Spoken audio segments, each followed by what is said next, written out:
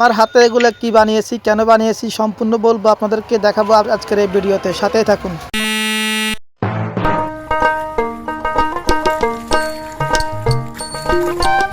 আজকে আমার অভিযোগটা কার প্রতি, আপনারা অবশ্যই স্ক্রিনের ছবিটা দেখে বুঝতে পারতেছেন কার প্রতি আজকে আমার অভিযোগ।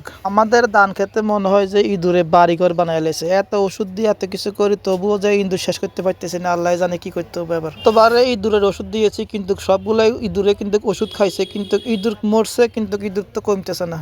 তো ইঁদুর যে কথা থেকে আসে আল্লাহ ভালো জানে। জমির পানি একটু কমলেই কিন্তু ইঁদুরের উপদ্রবটা অনেকটা বেড়ে যায়। আমাদের বাড়ি থেকে পাথরটা একটু দূর হওয়ায় আমরা পানি নিতে একটু কষ্ট হয়। তাই আমি যতটুকু বুঝেছি, ইঁদুর থেকে বাঁচতে হলে জমিতে পর্যাপ্ত পরিমাণ পানি রাখতে হবে, পানির কোনো বিকল্প নাই। আমি নিজের মতো করে 2টা কাকতারুয়া বানাই নিয়েছি। এগুলা দেখলে ইঁদুর হয়তো ভয় পাবে, ভয়ে পালাবে, ইঁদুর আর আগের মতো ধান কাটবে না। আমাদের মুরব্বীদের মতে কাকতারুয়া জমির জন্য অনেক উপকার, কারণ এগুলা জমিতে থাকলে ইঁদুর মনে করে যে জমিতে গেরস্ত আছে বা লোক আছে, ইঁদুর আর ধান কাটে না।